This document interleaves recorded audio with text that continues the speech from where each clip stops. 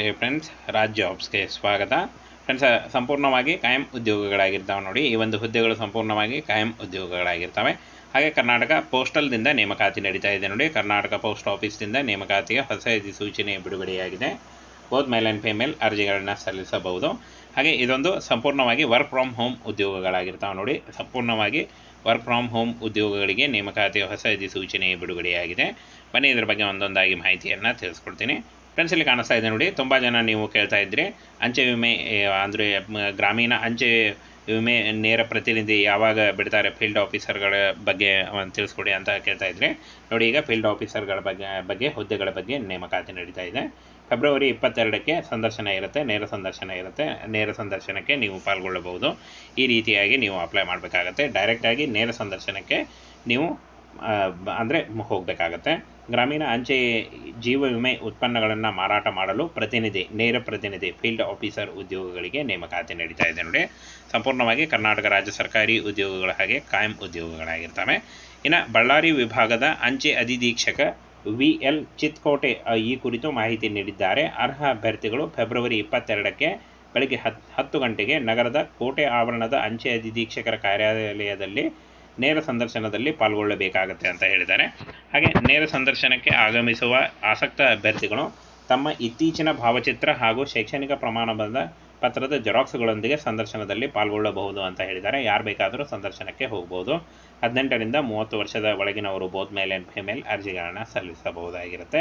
ಹಾಗೆ ಇನ್ನು 30,000ದಿಂದ 60,000ವರೆಗೆ per month salary ಆಗಿರುತ್ತೆ ನೋಡಿ. ಇನ್ನು ಫ್ರೆಂಡ್ಸ್, ಈ ಒಂದು ಹುದ್ದೆಗಳಿಗೆ ಇಲ್ಲಿ ನೋಡಿ, ಅರ್ಜಿದಾರರು ಕನಿಷ್ಠ 18 ವಯಸ್ಸಿನ ಒಳಗಿನವರು ಅರ್ಜಿಗಳನ್ನ ಸಲ್ಲಿಸಬಹುದು. ಹಾಗೆ ಗರಿಷ್ಠ ವಯೋಮಿತಿ ಇರುವುದಿಲ್ಲ, ಆದರೂ 40 ವರ್ಷದವರೆಗೆ ಕೂಡ ನೀವು ಅರ್ಜಿಗಳನ್ನ ಸಲ್ಲಿಸಬಹುದು. ಇನ್ನು ವಿಮಾ ಉತ್ಪನ್ನ ಮಾರಾಟ ಮಾಡುವ ಅನುಭವದೊಂದಿಗೆ ಬೇಸಿಕ್ ಕಂಪ್ಯೂಟರ್ ಜ್ಞಾನ ಹೊಂದಿರಬೇಕಾಗತ್ತೆ. ಅಭ್ಯರ್ಥಿಯು 5,000ಕ್ಕಿಂತ ಕಡಿಮೆ ಜನಸಂಖ್ಯೆ ಹೊಂದಿರುವ ಪ್ರದೇಶದಲ್ಲಿ ವಾಸ ಮಾಡ್ತಾ ಇದ್ದರೆ SSLC ಆದಂಥ ಅಭ್ಯರ್ಥಿಗಳು ಅರ್ಜಿಗಳನ್ನ ಸಲ್ಲಿಸಬಹುದು.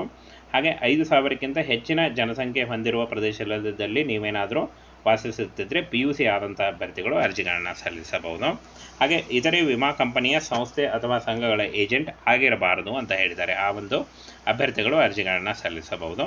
ಹಾಗೆ ನೇರ ಪ್ರತಿನಿಧಿ ಹುದ್ದೆಗೆ ಯಾರೆಲ್ಲ ಅರ್ಜಿಗಳನ್ನು ಸಲ್ಲಿಸಬಹುದು ಅಂತ ಹೇಳಿದ್ದಾರೆ. ನಿರುದ್ಯೋಗಿ ಯುವಕ ಮತ್ತು ಯುವತಿಯರು, ಹಾಗೆ ಸ್ವಯಂ ಸೇವಕ ಉದ್ಯೋಗ ನಿರತ ಯುವಕರು, ಮಾಜಿ ವಿಮಾ ಕಂಪನಿಗಳ ಸಲಹೆಗಾರರು, ಅಂಗನವಾಡಿ ಕಾರ್ಯಕರ್ತರು, ಮಹಿಳಾ ಮಂಡಳಿಯ ಕಾರ್ಯಕರ್ತರು ಮತ್ತು ಇಲ್ಲಿ ನೋಡಿ ಮಾಜಿ ಗ್ರಾಮ ಪಂಚಾಯತ್ ಸದಸ್ಯರು ಕೂಡ ಅರ್ಜಿಗಳನ್ನ ಸಲ್ಲಿಸಬಹುದಾಗಿರುತ್ತೆ. ಇನ್ನು ಫೀಲ್ಡ್ ಆಫೀಸರ್ ಹುದ್ದೆಗೆ ನಿರ್ವರ್ತ ಕೇಂದ್ರ ಮತ್ತು ರಾಜ್ಯ ಸರ್ಕಾರದ ನೌಕರರು, ಇಲ್ಲಿ ನೋಡಿ ಗ್ರಾಮೀಣ ಅಂಚೆ ಸೇವಕರು ಸಹ ಅರ್ಜಿಗಳನ್ನ ಸಲ್ಲಿಸಬಹುದು ಅಂತ ಹೇಳಿದ್ದಾರೆ. ಹಾಗೇನ ಫ್ರೆಂಡ್ಸ್, ಈ ಒಂದು ಹುದ್ದೆಗಳಿಗೆ ಅರ್ಜಿ ಸಲ್ಲಿಸುವಂಥ ಅಭ್ಯರ್ಥಿಗಳಿಗೆ ನೇರ ನೇಮಕಾತಿ ಇರುತ್ತೆ. ಯಾವುದೇ ರೀತಿಯ ಒಂದು ಅರ್ಜಿ ಶುಲ್ಕ ಆಗಲಿ, ಯಾವುದೇ ರೀತಿಯ ಲಿಖಿತ ಪರೀಕ್ಷೆ ಇರಲ್ಲ, ನೇರ ನೇಮಕಾತಿ ಇರುತ್ತೆ. ಡೈರೆಕ್ಟ್ ಅರ್ಜಿ ಸಲ್ಲಿಸಬಹುದು ಈ ಒಂದು ಹುದ್ದೆಗಳಿಗೆ. ಹಾಗೆ ಆಯ್ಕೆ ಅಂತ ಅಭ್ಯರ್ಥಿಗಳಿಗೆ ಬಳ್ಳಾರಿ ಜಿಲ್ಲೆಯಲ್ಲಿ ನೇಮಕಾತಿ ಮಾಡಿಕೊಳ್ಳಲಾಗುತ್ತೆ. ಇದೊಂದು ಫ್ರೆಂಡ್ಸ್ ಸಂಪೂರ್ಣವಾಗಿ ನೀವು ವರ್ಕ್ ಫ್ರಮ್ ಹೋಮ್ ಅಂದರೆ ಮನೆಯಿಂದ ಕೂಡ ನೀವು ವರ್ಕನ್ನು ಮಾಡ್ಬೋದು. ಈ ಒಂದು ಫೀಲ್ಡ್ ಆಫೀಸರ್ ಹುದ್ದೆಗಳಿಗೆ ನೀವು ಮನೆಯಿಂದ ಕೂಡ ನೀವು ಅರ್ಜಿಗಳನ್ನು ಅಂದರೆ ನೀವು ಮನೆಯಿಂದ ಕೂಡ ವರ್ಕ್ ಮಾಡ್ಬೋದು. ವರ್ಕ್ ಫ್ರಮ್ ಹೋಮ್ ಕೂಡ ಇರುತ್ತೆ, ಆಫೀಷಿಯಲಿ ಕೂಡ ನೀವು ಎರಡೂ ಕಡೆಯಿಂದ ನೀವು ವರ್ಕ್ ಮಾಡ್ಬೋದು. ನಿಮ್ಮ ಒಂದು ಆಸಕ್ತಿಗೆ ಬಿಟ್ಟಂಥ ವಿಷಯ ಆಗಿರುತ್ತೆ. ಇನ್ನು ಫ್ರೆಂಡ್ಸ್, ನೇರ ಸಂದರ್ಶನ ಇರುತ್ತೆ ನೋಡಿ. ಈ ಒಂದು ಹುದ್ದೆಗಳಿಗೆ ಸಂಪೂರ್ಣವಾಗಿ ನೇರ ಸಂದರ್ಶನ ಇರುತ್ತೆ. ಏನಂತರ ಅಪ್ಲೈ ಮಾಡೋದು ಯಾವ ರೀತಿ ಅಂತ ನೀವು ಕೇಳೋದಾದರೆ, ಡೈರೆಕ್ಟಾಗಿ ನೀವು ಫೆಬ್ರವರಿ 22ಕ್ಕೆ ನೀವು ಸಂದರ್ಶನಕ್ಕೆ ಹೋಗಬೇಕಾಗತ್ತೆ. ವಿಡಿಯೋದಲ್ಲಿ ಆಲ್ರೆಡಿ ಅಡ್ರೆಸ್ಸನ್ನು ಹೇಳಿದ್ದೀನಿ. ಬಳ್ಳಾರಿಯ ಹೆಡ್ ಪೋಸ್ಟ್ ಆಫೀಸಿಗೆ ನೇರವಾಗಿ ನೀವು ಏನು ಮಾಡಬೇಕಾಗತ್ತೆ, ನೀವು ಡೈರೆಕ್ಟಾಗಿ ಸಂದರ್ಶನಕ್ಕೆ ಹೋಗಬೇಕಾಗುತ್ತೆ. ಈ ರೀತಿಯಾಗಿ ನೀವು ಅರ್ಜಿಗಳನ್ನು ಸಲ್ಲಿಸಬಹುದು. ತುಂಬ ಒಂದು ಹುದ್ದೆಗಳಿದ್ದಾವೆ. ನೀವು ಡೈರೆಕ್ಟಾಗಿ ವರ್ಕ್ ಫ್ರಮ್ ಹೋಮ್ ಆದರೂ ಹಾಗೆ ವರ್ಕ್ ಫ್ರಮ್ ಆಫೀಸ್ ಆದರೂ ಯಾವುದು ಬೇಕಾದರೂ ನೀವು ವರ್ಕ್ ಮಾಡ್ಬೋದು.